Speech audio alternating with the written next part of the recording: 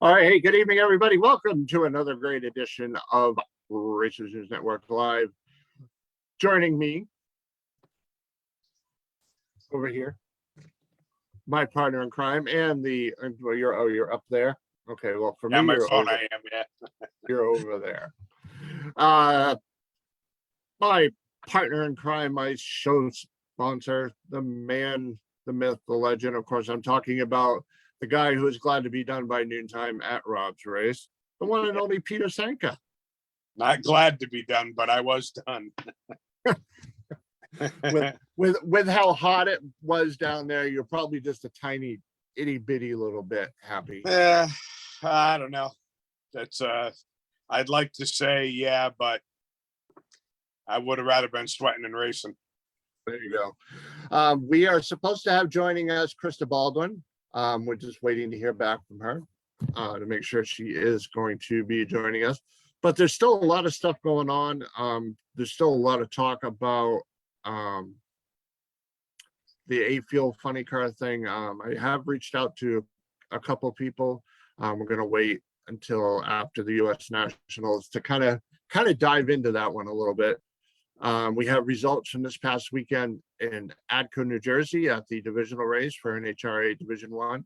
And of course, the thing that broke for Division One was the venerable Dave Moan is stepping down as divisional director. He's been employed with NHRA and the division for 27 years. So he's stepping down in October. Obviously going to finish out the season up here.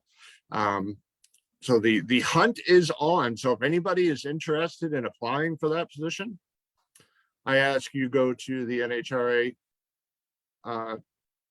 website and take a look, see if you fit the bill. I think Pete would be good at it. Oh, yeah. Yeah, they would love me.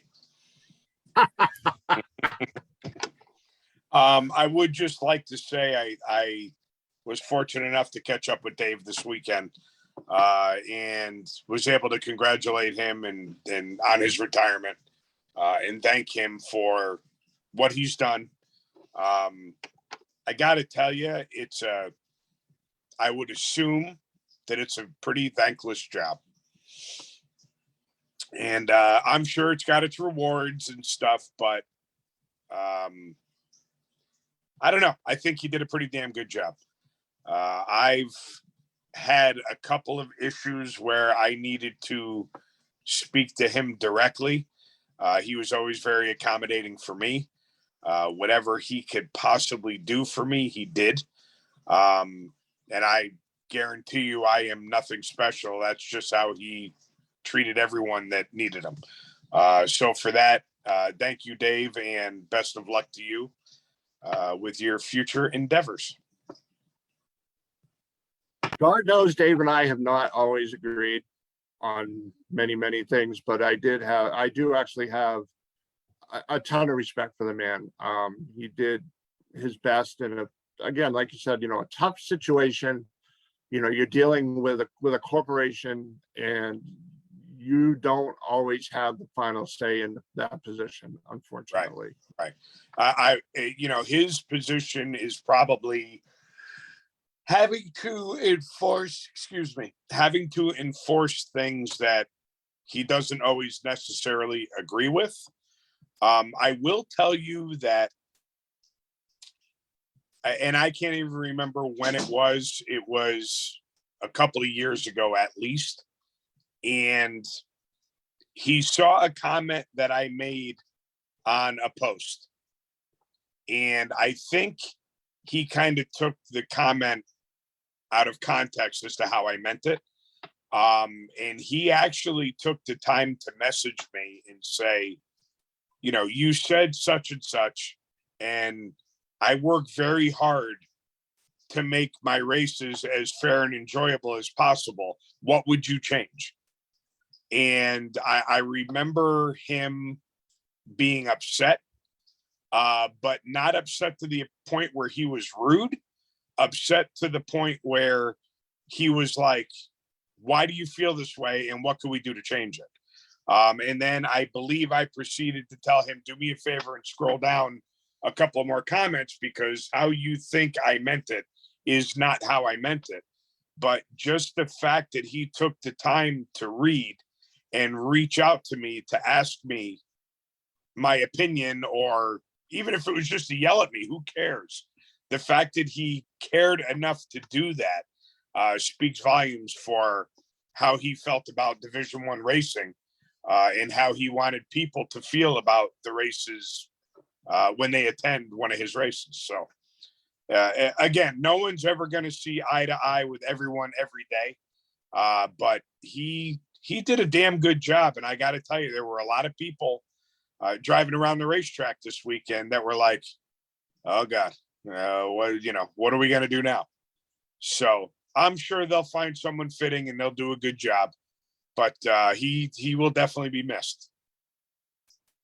Absolutely. Like I said, 27 years, since I've been back doing this stuff, there's been numerous times, as you well know, that him and I have not agreed at all.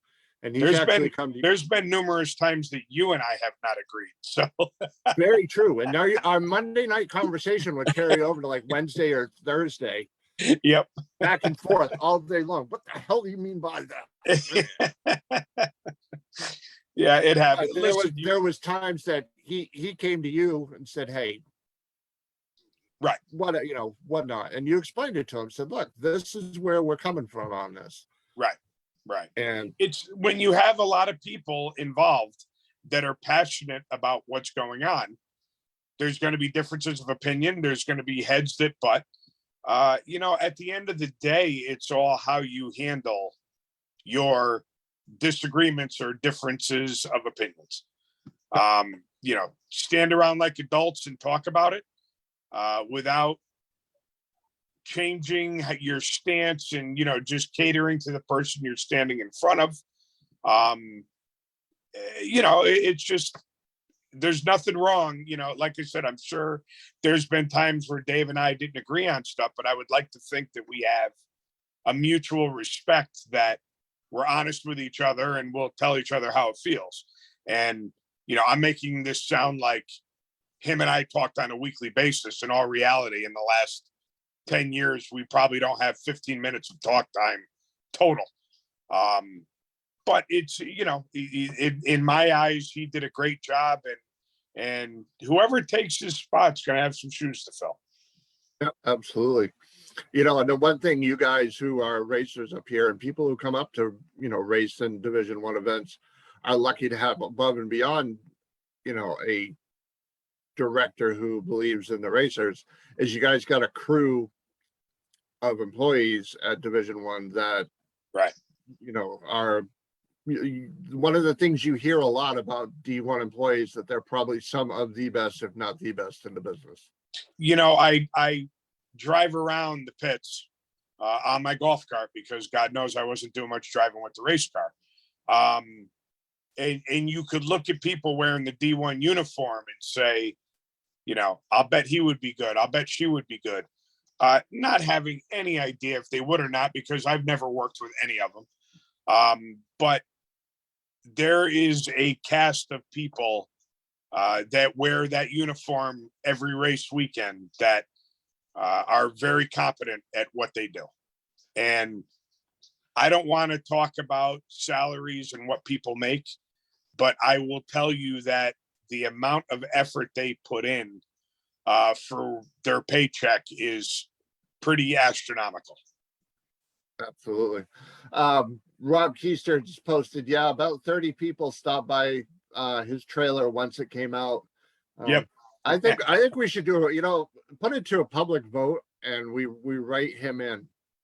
Rob Keister for president. Rob Keister, RBK. Yeah, I mean, again, it would be, when Bob Lang stepped down, Dave Moan was already, I don't know if this is true or not, but it felt to me like Bob was grooming Dave for a long time to take over for him. And again, strictly my opinion. I'm just a dude that runs Super Street 5 times a year, but that seemed like a very seamless transaction when it went from Bob to Dave. Is it going to be that seamless of a transaction this time? I've got no way of knowing that because I don't know if Dave has been grooming anyone, if this is a move that's been planned for 3 or 4 years, so he had the time to groom someone, or if something came up in his life where he had to make I don't want to say a sudden move, but something that couldn't be planned out 2 or 3 years in advance, you know? Right. I don't know. I don't know, Yep. but I have a lot of faith in the D1 crew. So I think regardless as to what happens, they'll be fine. Well, Rob just posted again that he would just simply unfriend all of us who voted for him. Yeah. It's, you know, someone like him that has his knowledge of promoting a race. You know, if you think about it, I don't like to put, you know, number ones and number twos and make one series seem less significant than another. But NHRA, the Division I thing is like number one, right? As far as the amount of people that show up, the magnitude of the race, blah, blah, blah. Rob's series is a very, very close number two. And I'll probably have 30 people message me that says, screw you, his series is better than NHRA's. Point I'm trying to make with all this is that he knows firsthand track operations. He knows about promoting a race. He knows what goes on behind the scenes. I'm sure he didn't know all this when he attended his first race. He sure as hell didn't know all this when he promoted his first race. But the amount of knowledge that he's gained over the years by doing this year in and year out, that's going to be something that we're going to need as a division director. Now, if they take someone from behind the scenes or from another division, you know, maybe another race promoter from somewhere else or another track manager, you might get that kind of experience. But it's going to take someone with the Rob Keister experience and mentality to be able to fill Dave Mohn's shoes. That's why a lot of people reach out to Rob, because to me, that would be almost as seamless as going from Bob to Dave. You know, I don't know if Rob knows everything that goes on behind the scenes in a D1 race, but my guess is with his experience, he would catch on pretty quick. But I'm also guessing that you've got a better chance of seeing God promote a race than Rob doing that. So it could just be wishful thinking until we get the new name. Now, with an obvious upcoming change, you yourself and anybody else who's listening, pick one thing you would like to see change. Not in a negative light, just in general. What would you as a competitor, Pete, like to see different? So I will tell you that the one thing that I shouldn't say one thing, but one thing that I would like to see different is I would like to see more double races. But here's the issue, especially on a weekend like we just had, a double race is an absolute nightmare for every track employee and every D1 employee that's on the property. And God forbid you have a day with excessive breakdowns or you get any weather, it turns into a complete shit show. So I understand why they don't do it more often. But as a racer, if I'm going to wish for something, I'm going to wish for 5 days in a row of 80-degree weather with no humidity and nothing but sunshine and great racing for, 5 days with a double event. But I get it. What I want and what's realistic are two different things. I'm very appreciative of when they pull it off once or twice a year. But it's got to be one hell of a grind for them to make that happen. Right. Well, I know that we've in the past talked to some of our friends in the division, who are, just the weekend track employees, and they say, yeah, a double race sounds great, but man, is it hell on them. Oh, it's got to be grueling. It's got to be tough. And like I said, if you're fortunate, it seems like they have a pretty good leg up on scheduling it. For example, the double at Namibia was a month ago. I mean, you could still get hot weather in the beginning of July or the end of June, but the chances of it happening when it's happening right now are a lot higher. Right. So I don't think you'll ever see a double race scheduled, from the middle of July till the middle of August. But, you could still run into those crazy weekends, and you could run into a terrible weather pattern too. And even if everything does go right, they're working their fingers to the bone the whole event, even when things are smooth. So it's tough.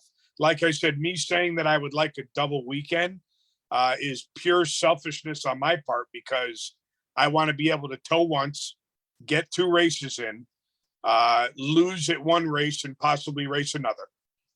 That's just, it's like I said, it's selfishness on my point, but it's great when it happens.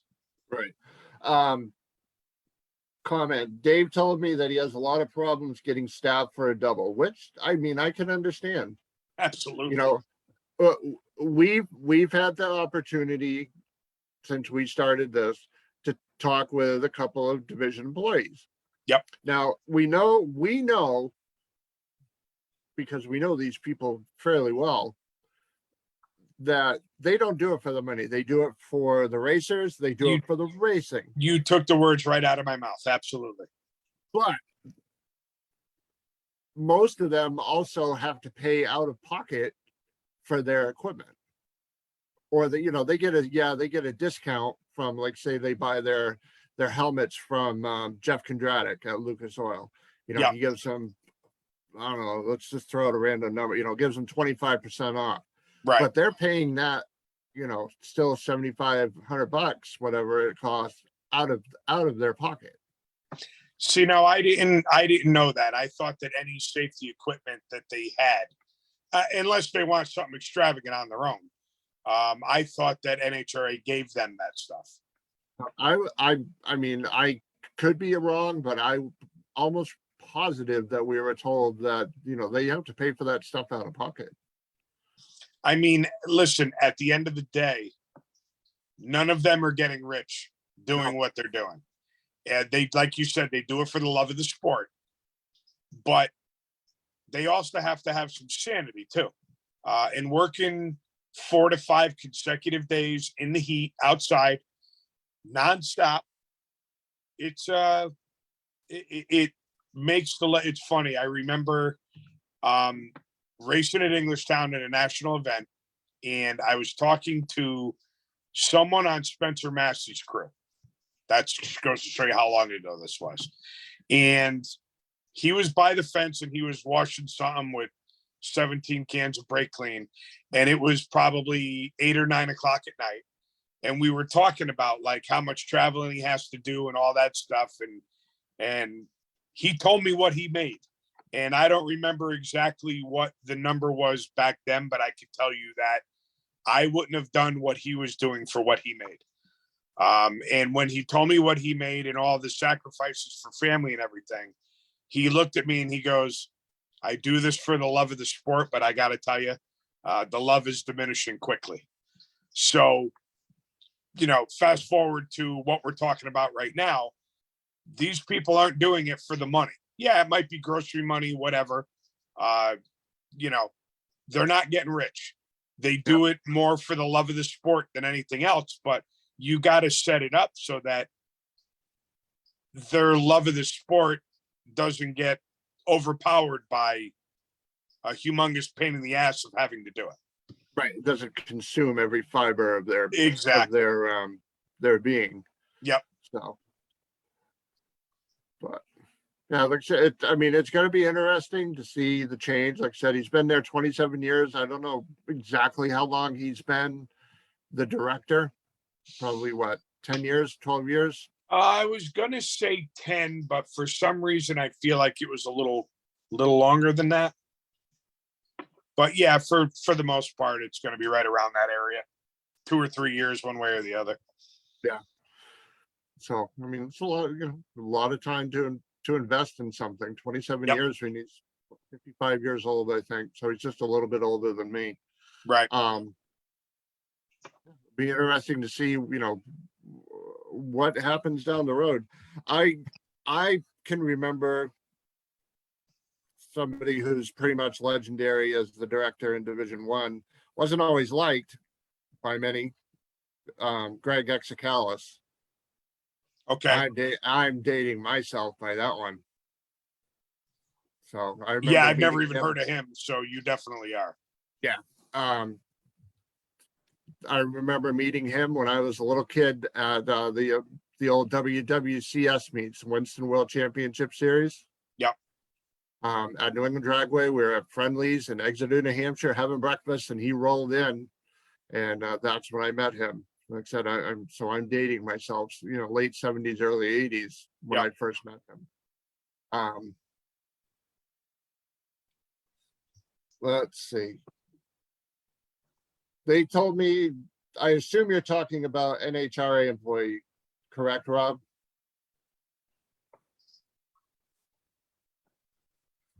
He said they told me you basically get 30 grand a year to start out as a gopher, getting food and cleaning the body. So I assume he's talking about team members. Yeah, he must be talking about NHRA Top Fuel team members, if I had to guess. Yeah. So, and having traveled, well, you have too many times, traveled to Indianapolis. It's not a cheap place to live. So yeah, no, I go there for PRI. I have no idea what the housing market's like, or what expenses are out there. But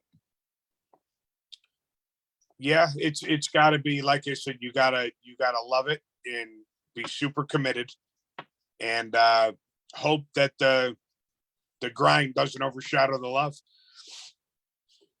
All right, just checking on something. We still haven't heard anything from Krista Baldwin. She is again supposed to be our guest this evening. But I just checked. I'm just going to throw this out there. I know you told her 7, but does she realize what time zone we're in? I did make sure I put Eastern. Okay. All right. I Just always making do that. sure. Always do that. Yep. So, all right, well, let's move on to Atco.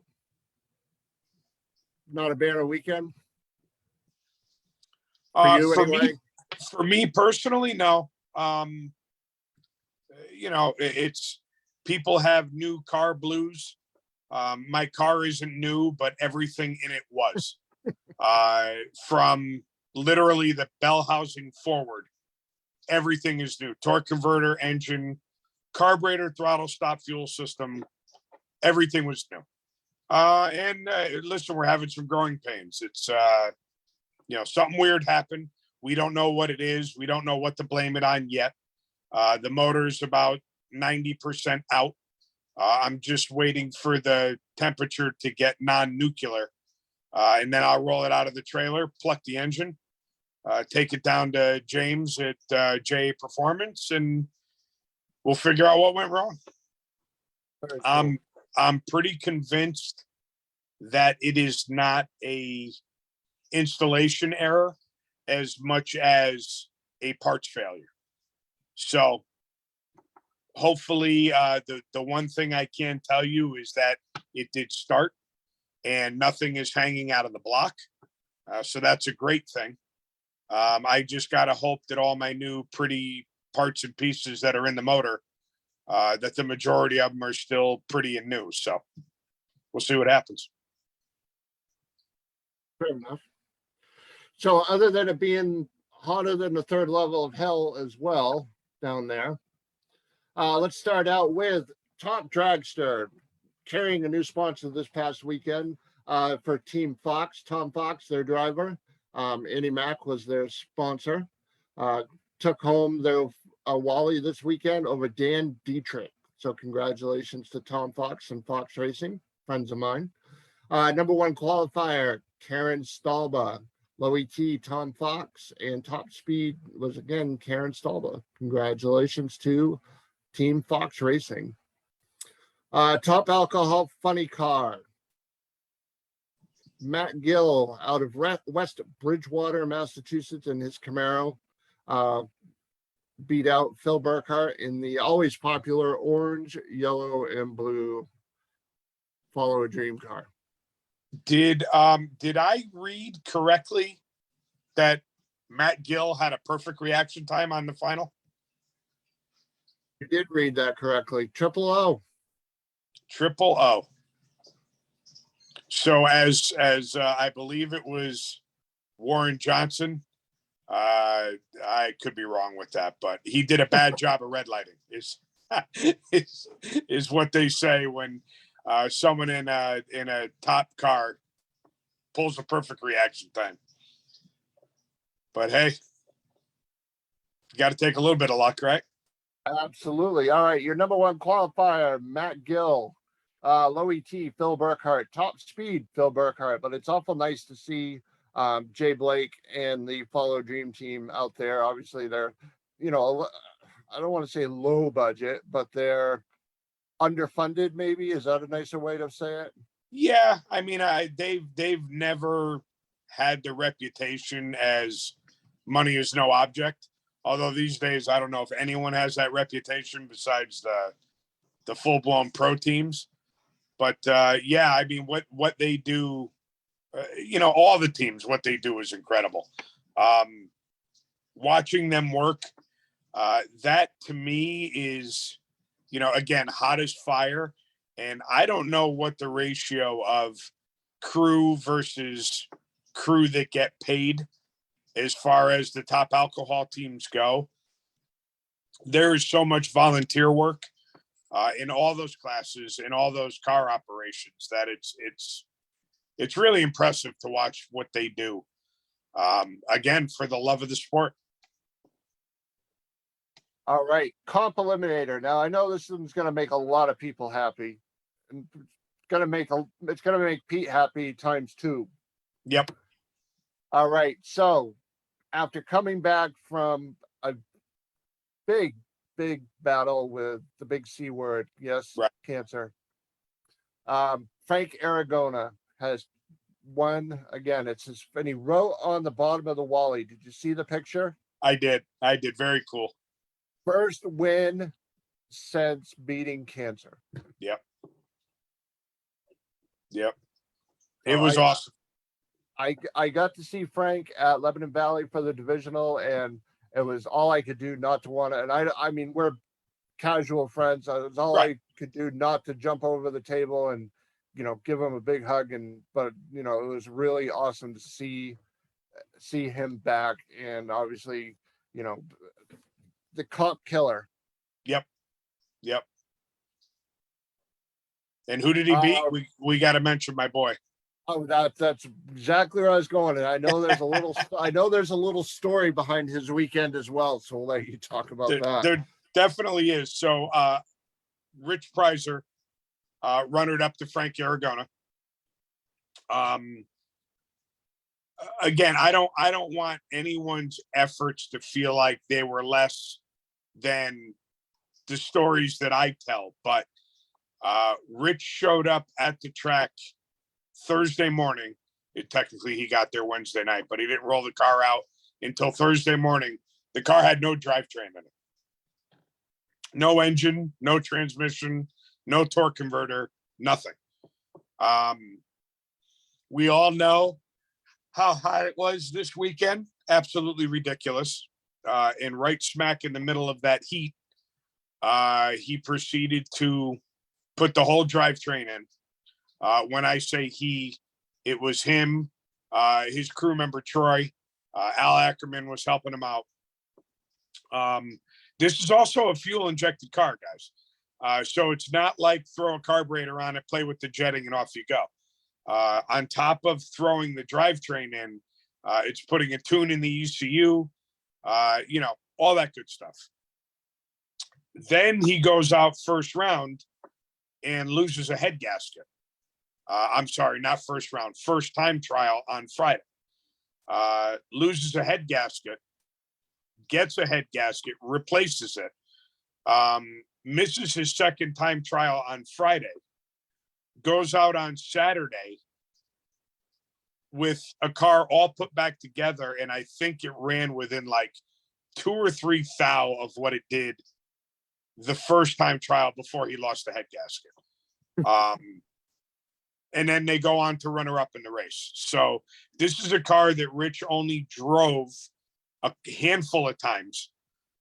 He now owns it, worked on it like a dog all weekend, and all the effort paid off. I mean, that was don't get me wrong. He, I don't want Frank's win to be overshadowed. That's definitely not the case, but Rich and crew worked their asses off to get to that runner-up spot without a doubt. Very cool. Now he sold the Bantam. Is that correct? That is correct. So And then don't you ask me why, because I can't answer it. No, that was the old Dr. Dave's car. Is that correct? Or the professor, I mean. That was the old Dr. Dave's car. And a lot of people came up to me over the weekend and said, he made that car so fast. What the hell did he sell it for? Listen, I know why he sold it. He was going to make some changes and do some different things, and what he thought he wanted, he didn't, and blah, blah, blah. So he wound up buying another car because he realized, it's like the same old stuff. You get rid of the car, and then you realize after you don't do it for a little bit how much you miss and love the class. Well, he feels as though he belongs in comp, and comp is where he's happy. So he got back into comp, and here he is, runner up. Very cool. Now, is not Emily, but his other daughter, is she still running some stock races? Linda is. So she is doing some stock stuff. He's got a motor, the FE motor, that will put the car in the low tens. And right now she's having a fun time bracket racing. So that's what she's doing. She's not real ready to go fast yet, but you guys gotta excuse me. I'm sorry. She is a prizer. So it's only going to be a matter of time before she's ready and the motor's ready. But that's something that, because I'm close to the family, and I watched her in junior dragsters and move her way up. And everyone feels this way about everyone they know doing it. But for me, this is Linda, the one that I know. And just watching her progress and watching her go out there and drill the tree and drive the top end and run within thousands of the pass before. And it's so impressive to watch her grow as a racer. It's good stuff. I mean, the whole family's a class act, and it's just very cool to watch. So my guess is she'll probably be full-blown stocker next year.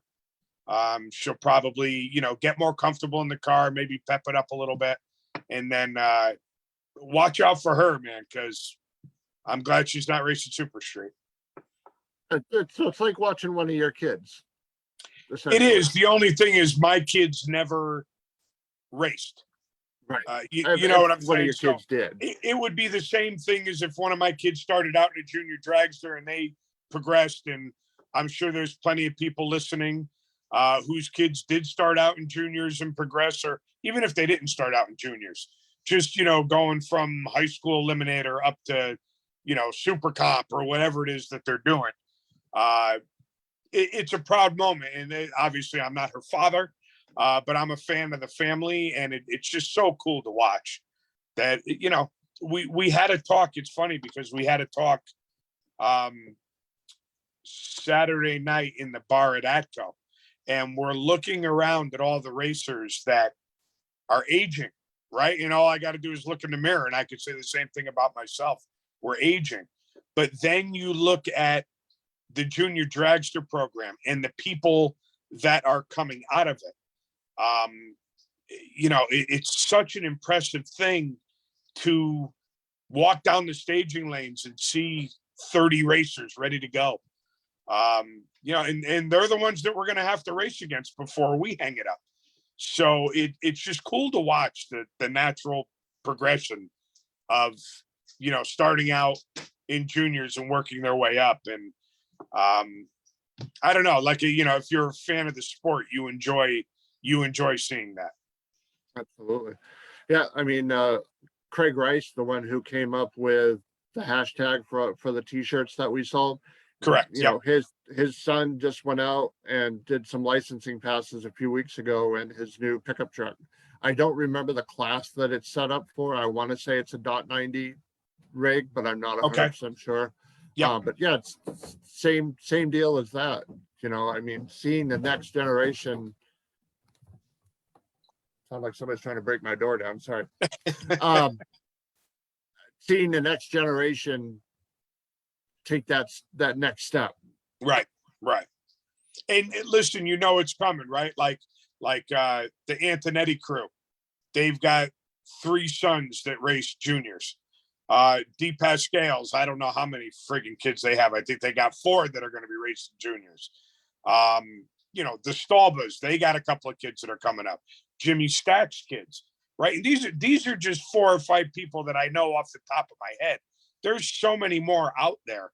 The fact remains is we need this, because what would drag racing be like right now if there were no such thing as junior dragsters? I can't believe that there would be as many people running if there weren't. I mean, look at Pro Stock, right? Eric Enders came out of junior dragsters. Now, would she be racing anyway if there was no such thing? Maybe. But, you got to look around. I'll bet you half of the people at the track under 25 years old that are racing came out of the junior programs. And that's essential to what we need to keep the sport growing. Absolutely. Well, very cool. So like I said, Frank Aragona, first Wally since kicking cancer's ass across Congrats the on planet, that, Frank. which is absolutely amazing. You hear the big C word, and you unfortunately you automatically go. But when somebody comes out, the back door and says, "Ha ha, Right. up yours, cancer," it makes it that much more special. Yep. But again, runner-up was Rich. I always want to say Prizer. Now that I actually heard you say it and paid attention. I hope I'm saying it right. Yeah. And your number one qualifier, shocking, I know, is Frank Aragona in that badass altered. And if I remember right, I think the motor out of Frank's altered was the motor that Doug Dahl had in the dragster that was owned by possibly the Ackermans, that straight 6-cylinder. The Doug Dahl undefeated complete dominance of comp when he did it was absolutely an Al Ackerman car. But that is all I could comment on. I have no idea what motor went where and how that happened.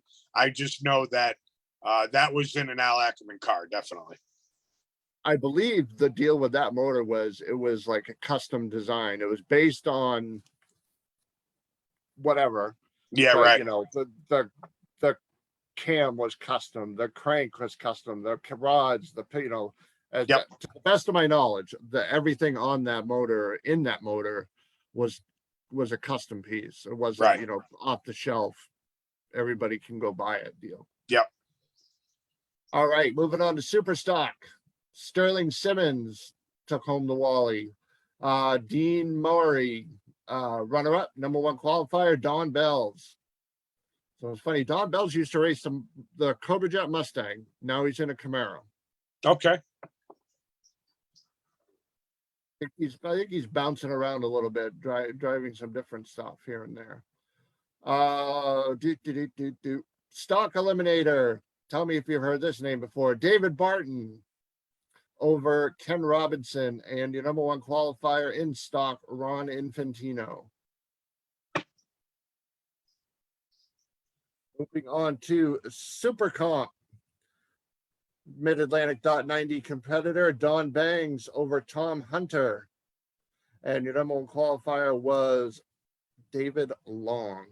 Now, bear with me for just a minute because I have to actually minimize this a little bit because when it gets posted, it's about this big and Yeah, I right. can't read it. So,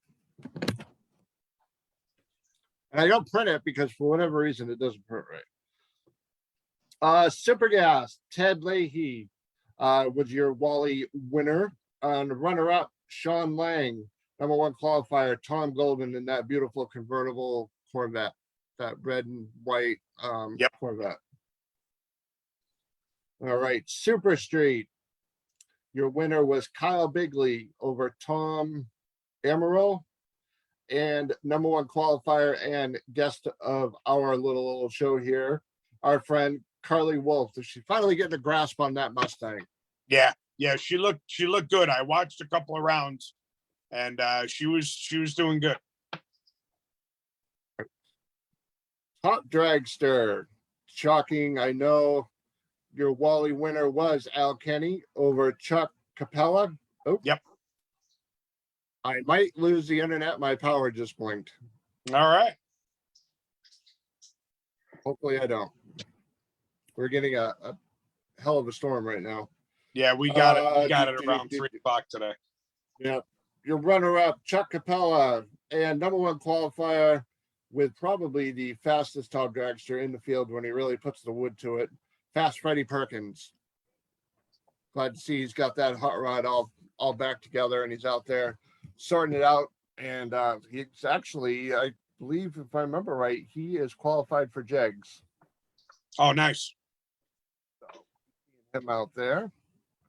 And let's see. Top sportsman. Ron Regal over Vonnie Mills, and the number one qualifier in that really cool looking Henry J, of course, Jeff Brooks. All right, juniors, 13 to 18. Justin Handwork over Jax. I feel bad. I can't read this. Over Jack. Over, oh, there we go. Jax Barton, number one qualifier, Mike Ulrich. All right. Are you ready to hear this name again? Yeah. Junior dragster, 10 to 12. The one, the only James Stack Jr. One of the your Stack Wally Link. winner. Stack kids, man. Yep. No joke. No joke, not at all. Let's see. Again, James Stack Jr. took home the little Wally, the mini Wally. Runner-up, Caden Payon, and number one qualifier, Emily Stalba. And like Jimmy said a couple weeks ago when we spoke with him, you know, where there's one of his kids, there's one of Paul and Karen's kids. Right, without a doubt. Junior 6 to 9. Again, Jimmy, I hope you're listening. All right, junior 6 to 9. The mini Wally winner was Evan Stack over Natalie Olt, and number one qualifier, Evan Stack. Again, so congratulations. And if I read this correctly, if I remember it correctly, Rich also threw a few extra bucks into the pot for the juniors this past weekend, didn't he? Rich is actually a sponsor for both the junior dragster program they have at Echo Dragway. He's also a sponsor for the Division I junior dragster program. Very cool. So he throws money in the pot every weekend is what every weekend they run. Yeah. Cool. Yep. Now, does he sponsor that through his name himself, or does he sponsor it through his business? That's a very good question. I don't even know. You know, it's funny about him. He's probably going to call me up tomorrow and yell at me, but Rich is not the person that likes recognition. He would rather walk up to Dave Moan, hand him a check for whatever sponsorship is and say, here, just divide it up and give it out. Very I don't nice. honestly even know if he put the name of the company that he works for or his own personal name or whatever. Knowing him, he probably did nothing. He just handed him a check and said, here you go. But that's just the way he is. He feels, especially having a daughter that just came out of it, he feels about the junior program the way I do, and that it's essential for the sport, and he loves the sport, and he supports it. That's about what it comes down to. Very cool. Nothing wrong with that. Nothing wrong with that at all. But yeah, so boy, I tell you, the Stack Kids had another banner weekend. So again, congratulations to Jimmy. You did a hell of a job, pal. So I might get this a little wrong, but in the media, when they did it, was it in the media that they did the same thing they did this weekend? I believe it was, yes. Yeah. So in the media, I believe the two brothers raced each other in the final, and obviously one of them won. It's the same one who won this one. The two brothers raced each other in, I believe it was the semifinals. And so they had to race each other again, just for one of them to go to the final and win. So lately, the only time a stack doesn't win a race is when they race another stack, which is pretty impressive. And it's funny because I talked to Jimmy, and he's just like, listen, I know I work hard, but he's thoroughly amazed at the success. This is not something that he's like, yeah, damn right.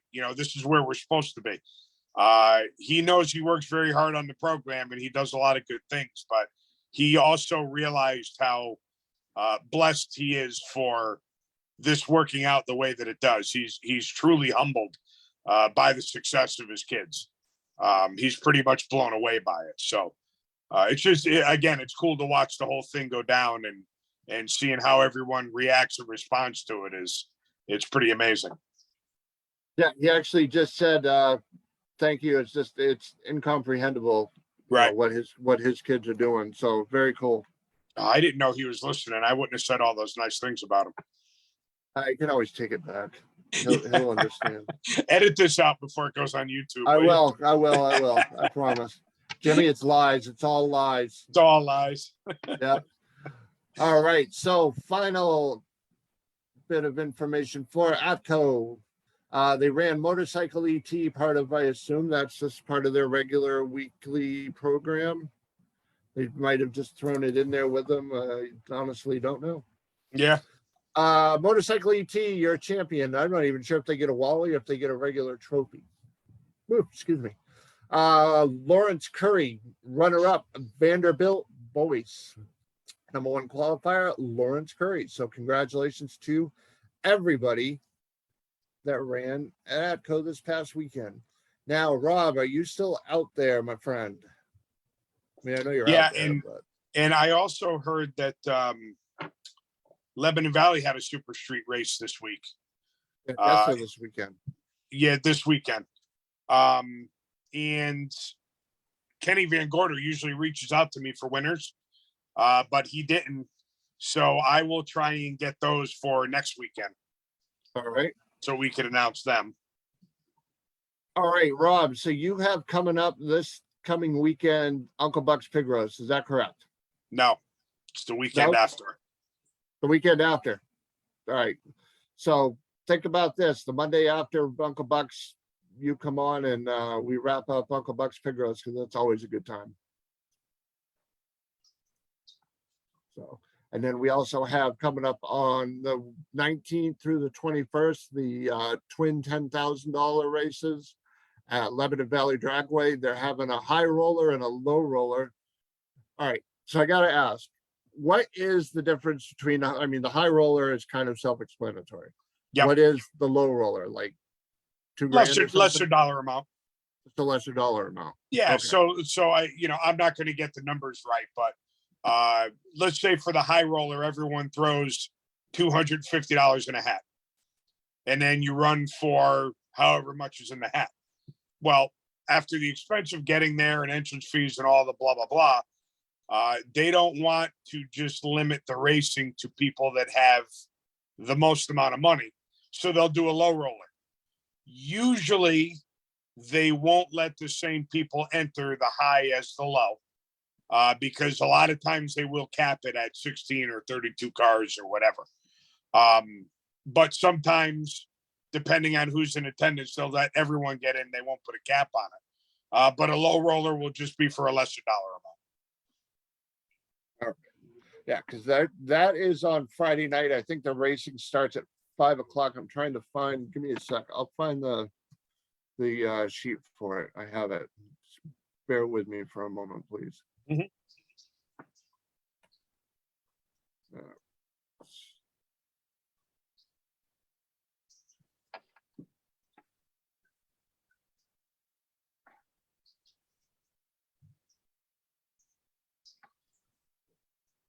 I think, Rob, if you're still out there, we heard that the Donhausers are making shirts for the pig roast, and they'll be donating the proceeds. So Chris and I talked about possibly having you come on with the Donhausers to talk about your cause and a little preview for the race coming up for the week after. So if you're available, if you could get to them, and that's something you want to make happen for next Monday, reach out to Chris and set that up, because that'd be pretty cool. And you could also do, because we didn't do the results did we do Rob's .90 results last weekend? Yes, I did. Oh, you did. Okay. So forget that part of it. But yeah, if you want to do the preview next Monday, and then the results the Monday after, see what you got on your schedule, if that's something you want to do. We know that we always like you to be able to promote your gig as much as you can. So get with Chris and see if that's something you're interested in doing.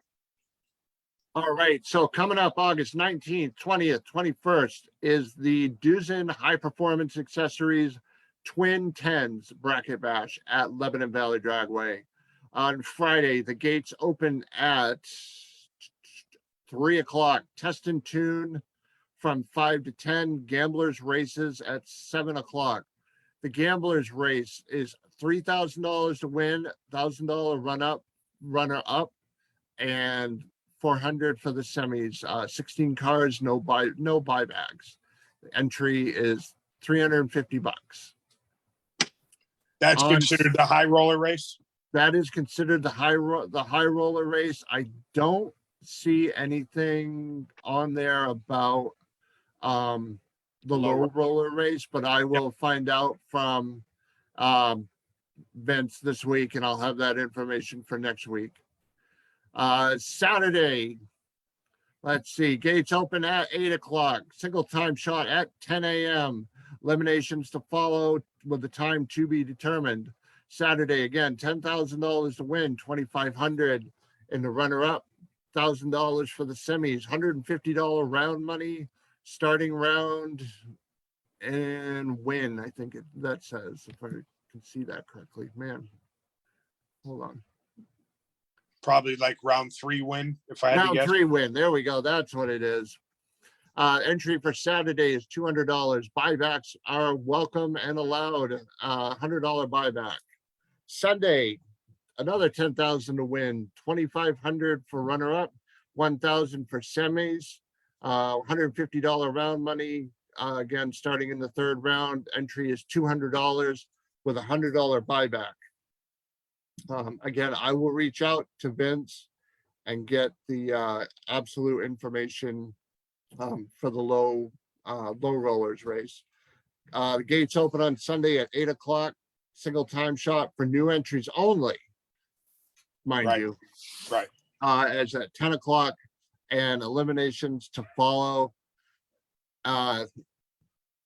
with the time to be determined. So. And that is all 8th Mile Racing, if I'm not mistaken.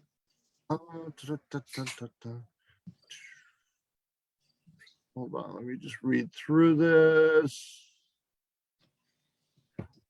No gold cards accepted. 8th mile, double entries allowed. Track will not wait. So plan accordingly. All NHRA certs and the licensing is required.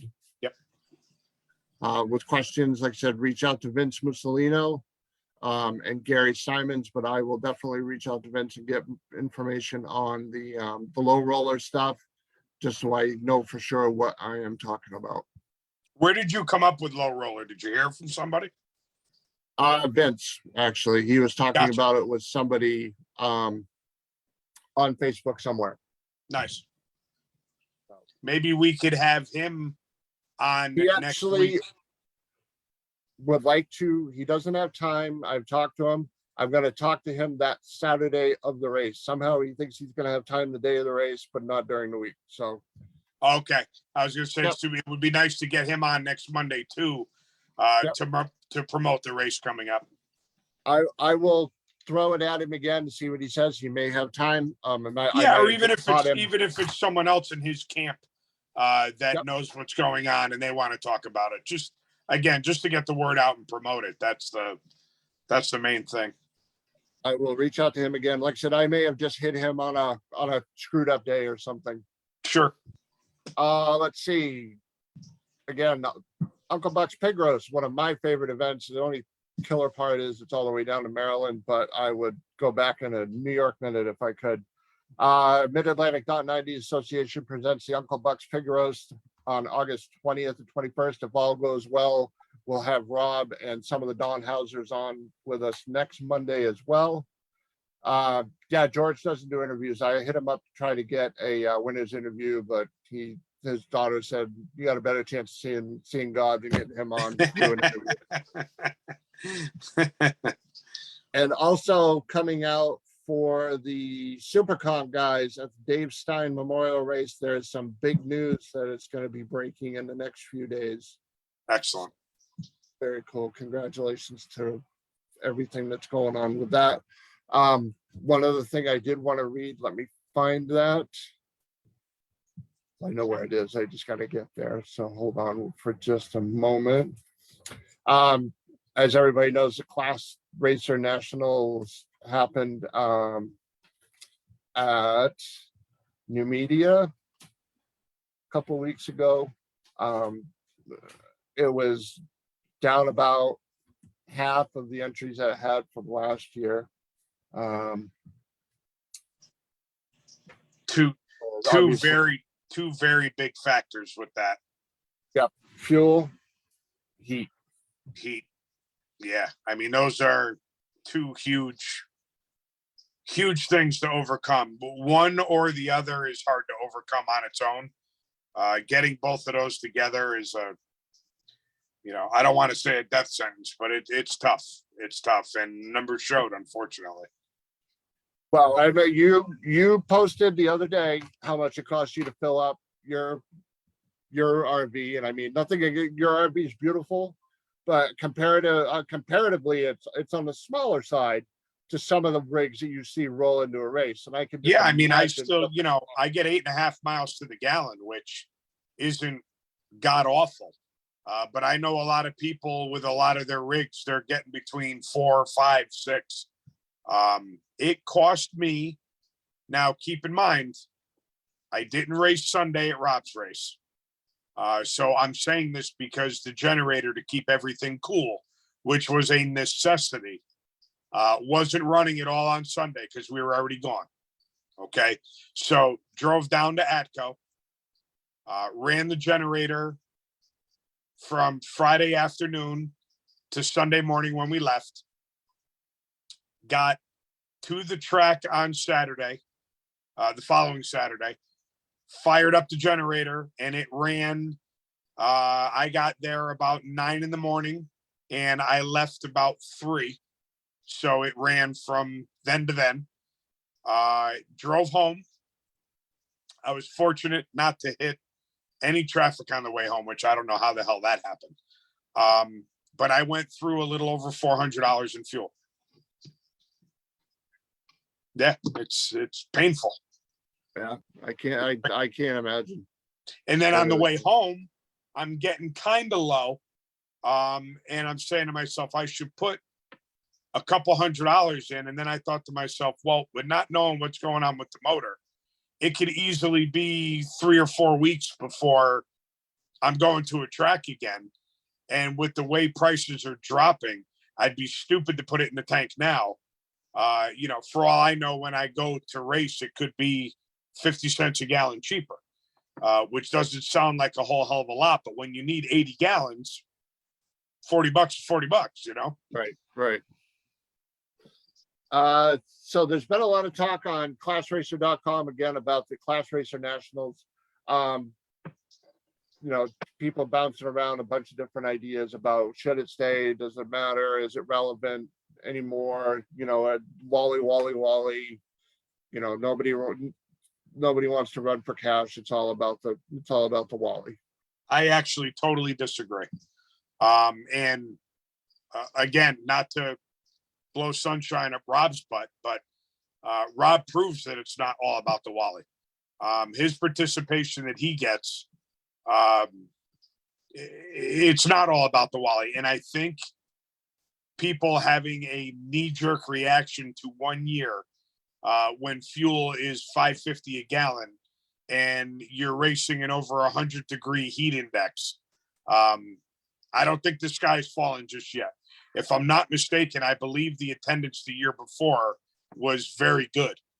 I would not base the future of that race on what happened at this past event. At one race. Right. I just wouldn't do it. So I was flipping through there and I saw this and it caught my eye. Again, people are, throwing out different ideas. Is it relevant? Does it matter? Is it all about the Wally? Yes, we need a Wally and cash, cash and a trophy, whatever. This gentleman, Charles Stewart, wrote, here's just a tentative solution. How about keeping, and in quotes, and it must survive, this great program thing by the racers for the racers and growing it up to an official NHRA annual super stock nationals with no need of a grade point to participate. Keeping the actual sponsorship, purses, programs, and more. Wally's for the winners, supported by NHRA in their own schedule with double point availability of the double point availability of a regular national event. Could be one event in the East, one in Central, one in the West Coast. Track selection could be random every year. Other ideas, plus, minus, side effects, details, ball is in your court. Sounds to me an awful lot like a JEG Sports National, doesn't it? It does. I think. Mean, here's the issue. As soon as you get NHRA involved, you're going to cut into a boatload of the profits. And I'm not saying that to slam NHRA, but at the end of the day, if they're going to put their name on it, they have to have their safety safari there. They have to have their personnel there. And that all costs money. Everyone wants their races to be run like an NHRA race, but they want the payout of an outlaw non-sanctioned race. And the two just don't go together. You get the high dollar bracket races, the races that Biondo puts on and stuff like that. NHRA is not involved in that stuff, which means that the money could go a lot further because you don't have to grease the big machine. Again, I'm not saying anything negative towards NHRA, but with them comes a lot, and that a lot comes at a big expense. Again, I think it's a knee-jerk reaction to a race that had a tough year because of some extenuating circumstances. Now, the one thing, I don't know if you go on Class Racer ever or occasionally. The interesting thing is there's enough associations in the super stock universe throughout the country where, you have Dave Lee on the East Coast. Yep. You have the all, you have Azra on the East Coast. I can't, Mhm. don't ask me to name the ones in the Midwest because I can't. Right. Right. And then same thing, you have enough associations on the West Coast. Why not put your heads together and say, all right, East Coast Super Stock Association is going to get together with the All Stars, put an event on in 2023 at wherever. So and so and is going to put one together in the Midwest. So and so is going to put one together on the West Coast, and kind of do something like that. Yes, no, maybe. So, trying to think of how I could say this without pissing off Rob. In my opinion, people are looking to do stuff. All right, you have bracket racers that are going to go to their track every week at bracket race. Okay, when they have an off week, they might go to another track. They might try one or two big dollar races a year, but for the most part, they're bracket racers. Okay, then you have the divisional stuff where you have your 6 or 7 or 8 races a year, and then you're looking to do stuff in between. Okay, I think if they make it that big of a project, like let's take Dave Lay, for example. Okay, he does the stock super stock thing. Well, he works for NHRA, so he's busy working for NHRA, and then when he gets a week off, he's doing something with his own series. I would think that the last thing that he wants to do is try and hook up his series with another series and put something else on. To me, it's like being at Rob's race on Saturday. It was, I want to say it was more hectic because of the, like I said, I made a comment earlier on Facebook about, I had 2 time trials and was blown up by lunchtime.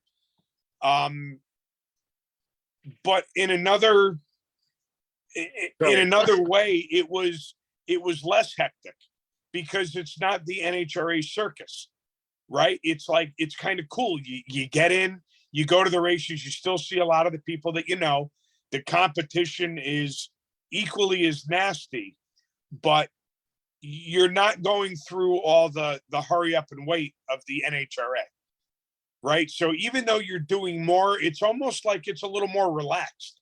I don't know if I'm conveying it right or if I'm even making any more sense, but it's a totally different atmosphere. I like it.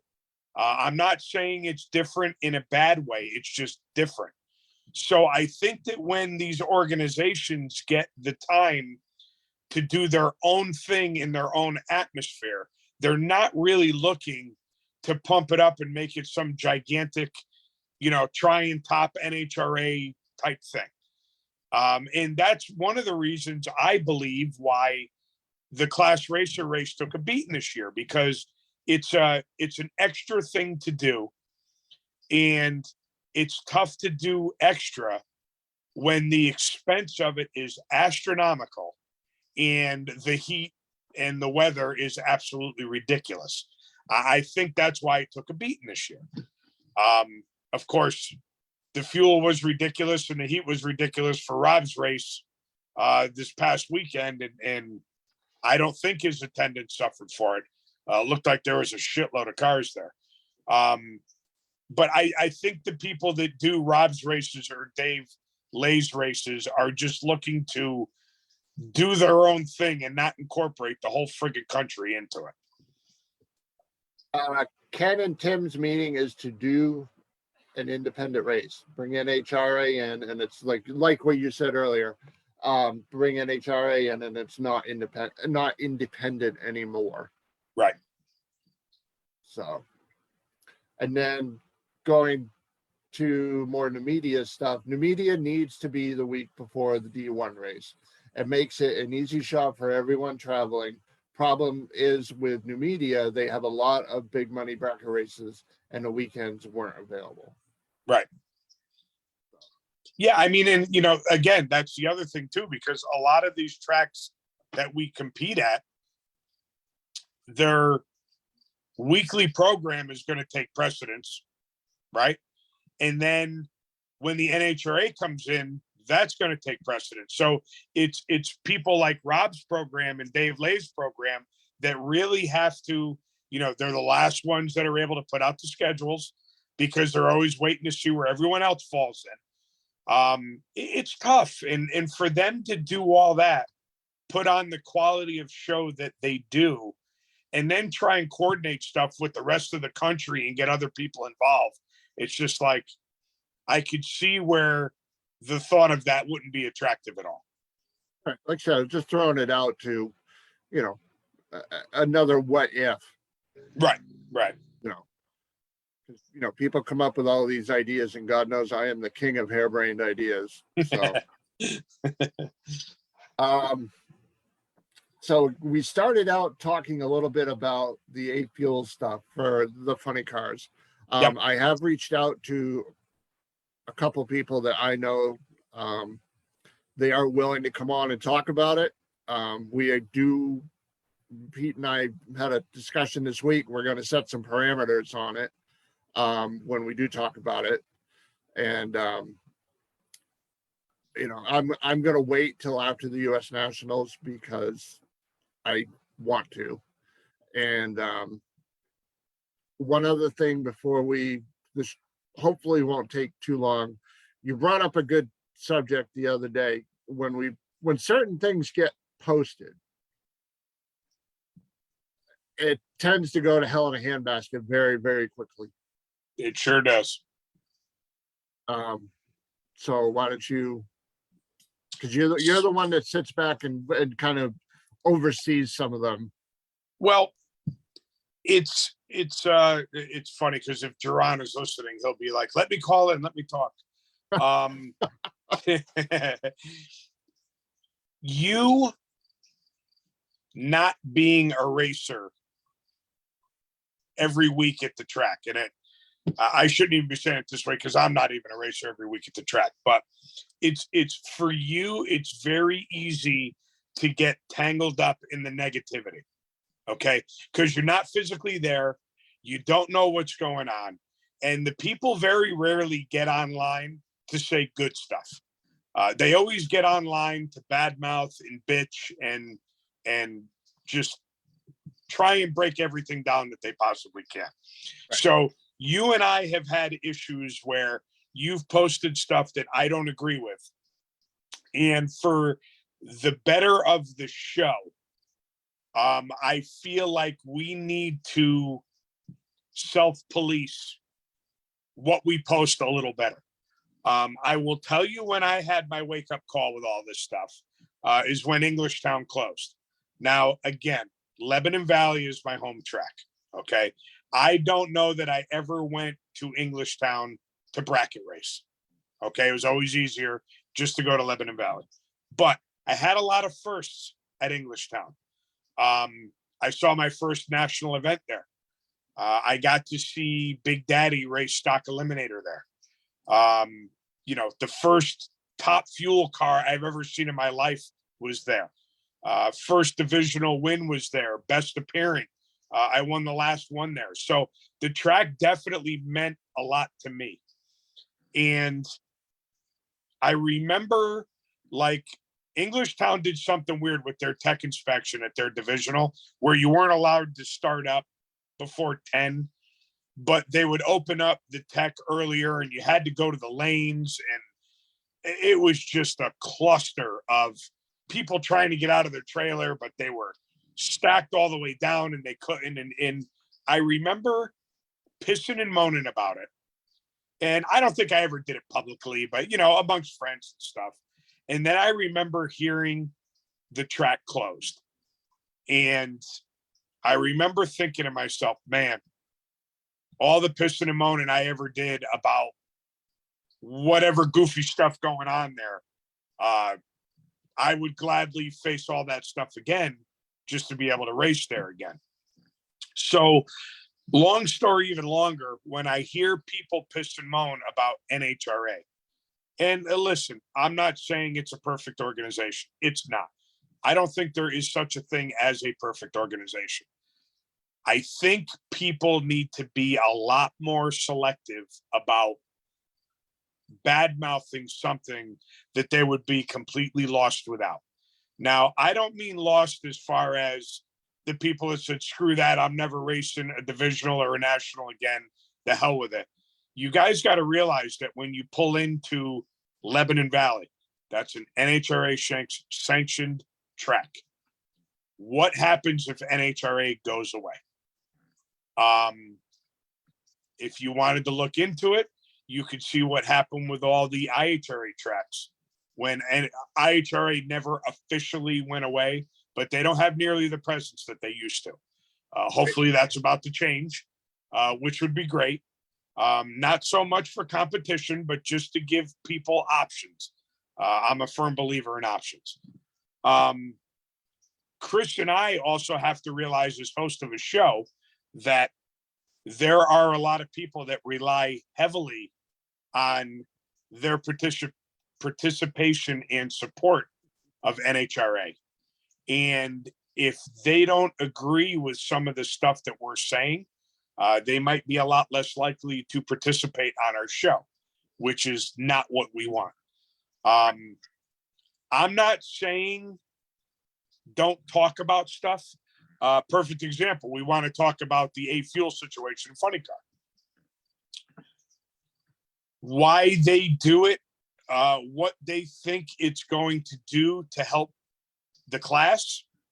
That's all stuff that could be debated. I have no issue. Anyone that knows me knows my posts on Facebook. I have no issue with the debate. What I don't like is bashing. And I also don't think it's appropriate to bash something that we all heavily rely on. And I don't know that we all realize how much we rely on NHRA. So, Chris and I had a little talk, and I figured it would be good to, I don't know how many people are still tuned in because this is a pretty lengthy show, but to have other people chime in to how they feel about what we're talking about. Again, we know it's not a perfect organization. I guarantee you, if you talk to the highest of the high ups in NHRA, they would be the first ones to tell you their organization is not perfect. But at the end of the day, what would we do without them? And we got to keep that in mind. Like I said, my wake up call was Englishtown. Yeah, I still race. We still go to other tracks, but it sucks not having Englishtown. And I have to believe that if NHRA ever went away, we'd all pretty much have that same feeling. So we, in the era of tracks closing way more than they're opening, and fuel being $5.50 a gallon and all the obstacles that we're up against, I think we should be a little more patient and we should choose our words a little better when it comes time to talk about the sanctioning body that we use. I will always admit that every time that Pete and I have had a conversation where he just sends me something and I know exactly what it's about, I've admitted that I've been wrong. And my problem is that this overrules this so many times. And I never argued with him once about saying, yeah, okay, you're right, delete. And one of the things that's interesting, you say wake up call. There was an issue back in May with a young man who was a competitor. Everybody knows who I'm talking about, I'm sure. And his dad brought up a good point when I went and met them at the hospital to give them the money that we raised. We were talking about insurance. Yep. And he's like, okay, it's a pain in the ass, whatever, it is what it is. We got all the paperwork, so on and so forth. And then he just automatically went to, the thing is though, he goes, what about all these outlaw tracks that don't have insurance? Like I said, I'm not saying that if NHRA went away, that we would never race again, but it would be different. And that's an absolutely perfect example of one of many examples that I'm talking about. And I always admit when I've screwed up, I have screwed up a lot. Made a Well, lot of it's mistakes. it's tough. It's It's tough posting in for the you moment.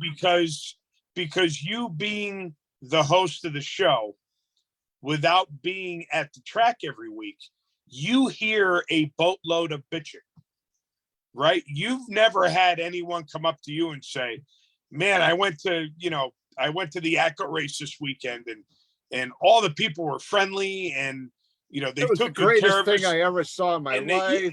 they ran the race smooth and it was awesome. And the sad part about it is 90% of the people that leave the track probably feel that way, the way that I just described, but they won't convey it. But the 10% that might have had an issue, justified or not, will make the most noise. And that's what you hear. And that's the problem, is with you physically not being there, all you hear is that 10%. And I could see how it could cloud your judgment. Yep. Because you don't hear from the other 90%. So I get it. And that's one of the reasons why I've never physically driven up to New Hampshire and beat you with something. But Much as you've wanted to a couple times. I understand where your comments come from because I know what you hear the majority of the time. Yep. It's just like I belong to a sniper group for Holly fuel injection, and all you hear is complaints, but it's a problem board. So anyone that's having an issue, they're going to put their problem in there, hoping that someone will be able to help them. And then you get someone that's thinking about buying it and comes across that board and says, oh my God, screw this. Look at all these complaints. But what they don't hear about is the 90% of the people that aren't having an issue because their stuff's running fine and they're not commenting on that board. Well, that's right. The same thing that we're going through here. Yep. Oh, absolutely. So, and since you mentioned the insurance thing, I got to give Bill Horton a quick, really good plug. As usual, I waited until the 11th hour to make sure that I was covered for my trip to ATCO. I left Friday at 2. I contacted him Thursday around 3:00 in the afternoon. By 5:00, when I left the shop Thursday, my shit was covered. Nice. It was painless. It was well worth what I spent. He even suggested that I don't go with the highest. So there's 3 options as far as deductibles. Right. I want to say $2,500 deductible, $1,000 and $500 or $250. And I wound up right in the middle because the price difference between all of them, it just wasn't worth it. And he actually steered me towards that one as opposed to trying to sell me the most expensive one. Went out. I mean, I didn't even have all the pictures I was supposed to have. He said, send me what you can. It was the most painless thing I've ever experienced in my life. Got covered. We agreed on a dollar amount because he's seen me race for years. So he knows what I have for an operation, more or less. And it was anyone that thinks they might want to do it would be crazy not to, because it's painless, effortless, and about as smooth as it gets. DragRaceInsurance.com. Yep.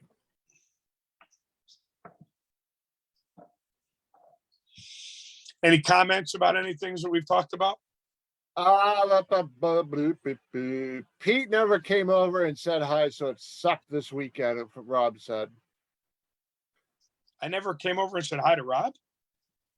Yeah, he said you were a bad man. I feel like he touched my head twice. Did he? Yeah, but did he? Yeah. No, I think it was kind of sweaty, so it was just a quick glancing blow. Just to wipe the dew off you. I am Social disappointed. media has made it so easy for people to bitch and complain rather than praising them for a good weekend or a hard work job. Who said Very that? true, Rob. Yep. Now, I'm gonna say this. Excuse me. A few years ago, I was having a very, very rough time in my life. Yep. I was a real asshole to a certain element of people in the racing community. Some Okay. I don't have an issue with what I said, some I do. Yep. I said some dumb things to some people. The ones that I now talk to are the ones that I do owe an apology to, and I want to do. It's one of those face-to-face things. Yep. And that's where things can get really overblown. Again, I was going through a really bad time in my life. Nobody knew what the hell was going on, Right. except for like maybe two people, and none of them were on the internet, were my Facebook friends or whatever. Mhm. And I was a real jackass. And that's a perfect example of things going what could have been just an itty bitty little thing into something that was a complete friggin' mess. Right. When I see a couple people in face to face, I will personally apologize. Social media could be the best thing in the world. It could also be the worst thing in the world. And like, I've watched my kids grow up in the age of social media. I'll give you a quick example. You go to a school, you have an issue with someone, a fight, words, whatever, blah, blah, blah. As soon as you got on that school bus, it was over. Right. And if you were lucky enough to have this happen on a Friday, then by the time you went back to school on a Monday, it was all forgotten. Right. It was all forgotten. Now with social media, it doesn't stop. Right. And it's easier to get more people involved. Yeah. It's just so, and that happens in every aspect of life. You know, we go to the track and we hear something. And the next thing you know is who gets online and who's researching it and who's telling who. And then the telephone story takes place. And what started out as, you know, I drove through a spot of oil turns into someone oiled down the whole damn track and no one did anything about it. And that's just 47 cars bounced off the wall. And yeah, it's so crazy. Like I said, it could be the best and it could be the worst. And it a lot of it comes down to we gotta just use our heads before we start yapping. And I know that I'm a frequent offender of what I'm talking against right now, but I feel like I don't know if it's because I've gotten older or I've just gotten my head bit off enough where I feel like I'm getting better at it. But it's just if we truly care about the sport and what we do, we have to have more practice in thinking before we speak. Yeah. Again, just my opinion. No, I agree. I'm equally as guilty. And plus, I need to go back to work because I have way too much time. You have way too much time on your hands. Oh my God, you have no idea. Yeah, This has been the longest 2.5 years of my life. Yeah. So yeah. All right. So this week I will be in contact with the Donhauser family. I will be in contact with Rob Keister. We will have a preview of the Uncle Buck's Pig Roast. I will also try to reach out to Vince Mussolino, see if he's got some time to come on and shoot the bull with us about the twin 10Ks presented by Doosan. I will reach out to Kenny Van Gorder or Laurie Butner and find out if I could get some results. Butler, what did I say? Butner. Butler. To see if I could get some results from last weekend's Super Street race up in Lebanon Valley. Also, coming up towards the end of this year, right before we go on our holiday break, we are going to have the first annual PD Awards. We're going to presented by Doosan LLC. We're going to have a lot of fun. We're not necessarily making fun of anybody except for probably each other. But we're going to have a good time. We're going to have I don't know, what do we say, 8 or 10 categories? And, I want everyone to know who's watching, all three of you. I want you to know that I had absolutely nothing to do with this. This was not my idea. Lies. This is It's all- all, I this can is- honestly say it's lies, everybody. this It was Chris's originally, baby. he wanted to call it the Participation Trophy Awards. No, that wasn't me Yes, either. it was. Yes, No, it it- was. Yes, it was. I We're gonna start a I Facebook war can't about this. stand that term participation trophy. It absolutely was not. But I It will was go me. with it. I will tell you that Chris asked me if I would wear a tuxedo t-shirt, and the I'm wearing answer is one. absolutely not. I'm I wearing won't do one. it. I already looked on Amazon to make sure they had fat boy sizes. For me, I will have a tuxedo t-shirt on, and I will have some kind of a background where things don't disappear.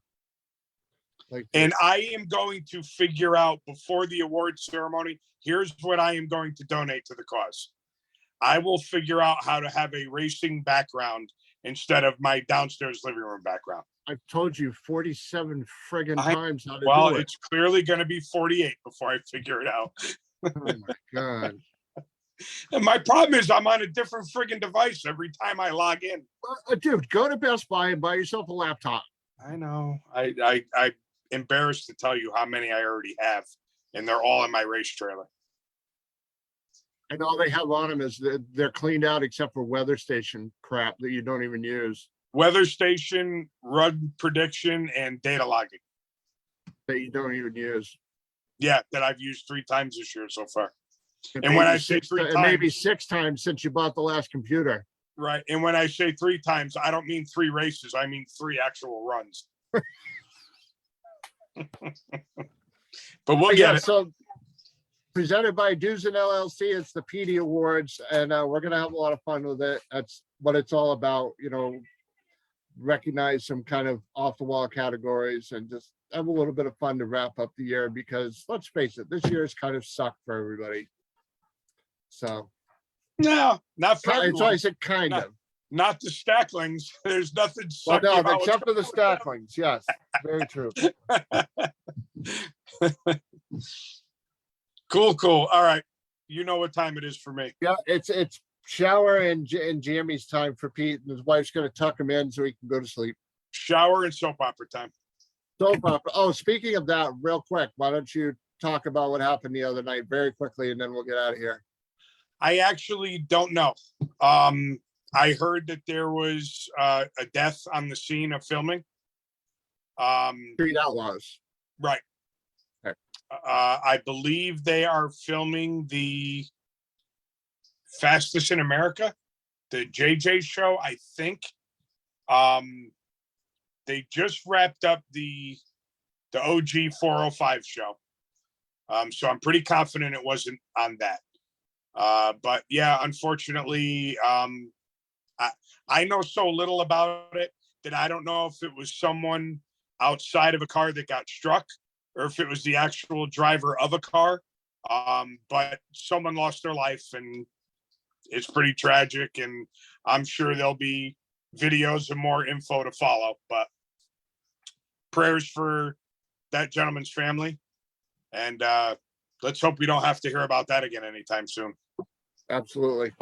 All right, ladies and gentlemen, boys and girls, we are out of here. I know I'll be back next Monday. Pete is to be determined, probably not, because that's his week off. But Racing News Network Live, presented to you by Straight Line Performance and Automotive, will make a triumphant return next Monday night at 7 o'clock. We are out of here. Good night, guys.